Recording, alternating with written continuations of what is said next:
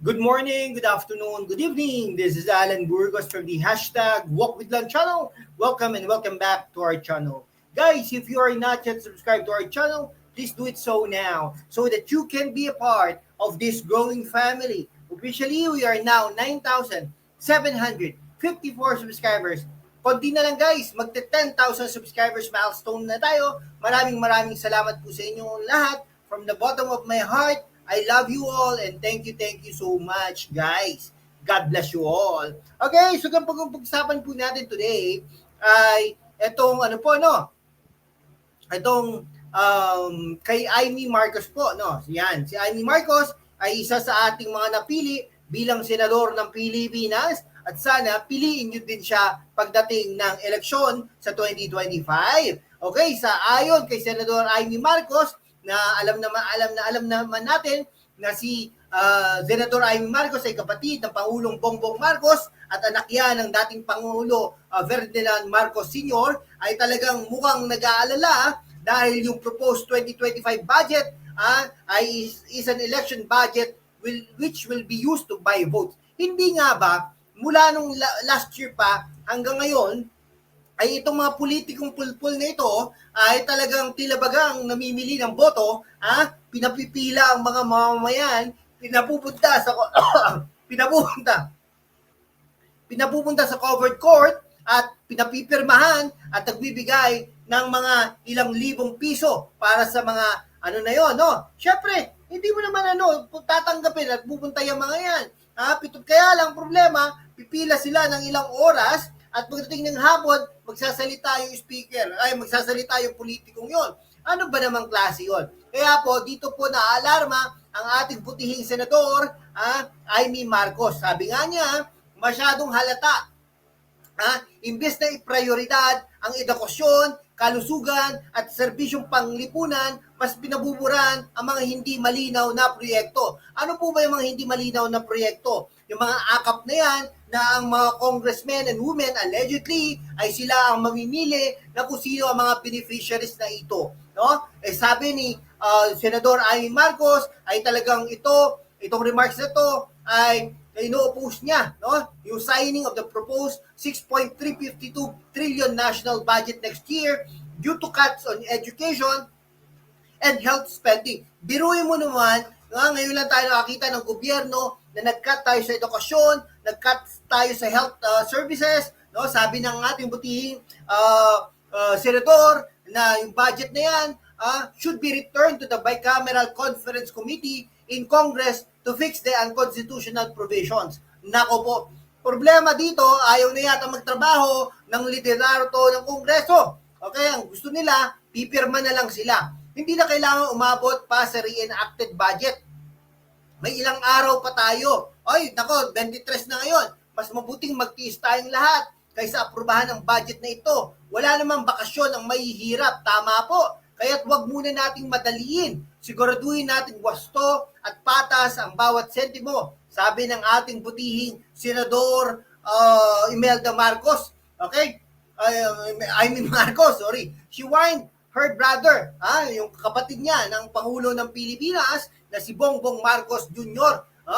About the illegal provisions in the 2025 budget. Tila bagang si Senador Amy Marcos ay nawala sa kusina, no, ng administrasyon na ito. Bakit ganun? Ang pakikipag-usap niya sa kanyang kapatid ay hindi na personal, hindi na messages, hindi na text, hindi na FaceTime, hindi na ganun. Kung hindi, dinadaan na lang sa mga press releases na katulad nito, no? Ito, ang inaalala pa ng ating butihing senador Amy Marcos, yung bloated 1.113 trillion pesos na Department of Public Works and Highways that exceeded yung 925 billion pesos naman na total budget for education.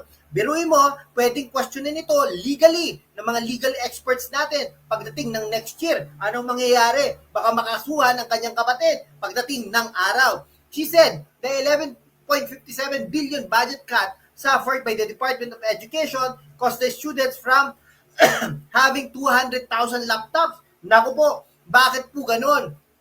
Marcos also lamented yung 22.363 billion pesos budget cut suffered by the Department of Agriculture which affected the agency's National Rice Program. Naku, hindi lang pala DPWH, hindi lang pala Department of Education, hindi lang pala Health, kung hindi, ang apektado rin ay Department of Agriculture na minsan isang panahon ay pinamunuan ni Pangulong Bongbong Marcos dyan sa Department of Agriculture. Bakit po ganon? Paano natin maabot ang target na 29 pesos kada kilo ng bigas kung patuloy na pinapaliit ang pondo para sa agrikultura? Bakit nga ganon? Mahal na Pangulo. Sabi nga niya, talagang ini-islam niya yung zero subsidy for the state insurer, Philippine Health Insurance Corporation, which if not deleted, could have helped 60,000 dialysis patients at National Kidney and Transplant Institute. Nako, kaya nga po inaalala dito po natin ito dahil bakit po ganun, no? Mahal na Pangulo, no? Dapat ibinabalik na natin ito sa Bicameral Conference Committee upang pag-aralan nila ng maigi at hindi yung dalawang tao lang daw, sabi ni Vice President Sara Duterte, ang merong question, no, or suggestion or plano, no, para sa budget. Allegedly si Speaker Martin Romualdez at pangalawa yung ko lang.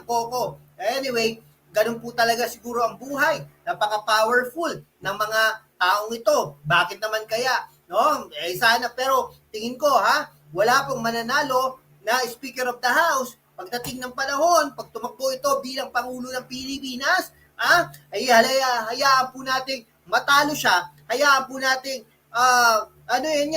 ubusin niya ang yaman niya, pero pagdating ng eleksyon sa 2028, hayaan nating matalo siya. Akala mo kakampi mo mga Tulfo? Hindi, dahil later on, ang mga Tulfo ay tatakbo bilang presidente ng Pilipinas. Ni si Raffy Tulfo, ang kapatid niya, si Ben Tulfo, at saka si Erwin Tulfo, ay susuportahan ng kanyang kapatid. Pero, at the end of the day, even though it will be a close fight, mananalo pa rin si Sara Duterte bilang Pangulo ng Pilipinas.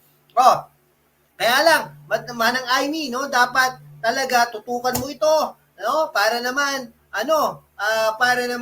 yung mga kurakot diyan sa House of Representatives ay hindi talaga magtagumpay, no? Manang Aimee, parang awa mo na, ilaban mo ang madlang Pilipino, ilaban mo ang masang Pilipino para naman biruin mo 'yon, edukasyon, health, no? Yung Department of Agriculture na sa Northern Luzon, ayan talaga ang aktibo na programa ng iba't ibang gobyerno diyan sa Luzon area. Okay, hanggang dito na lang po mga kaibigan ko. Maraming salamat po sa inyong lahat. Mabuhay po kayo.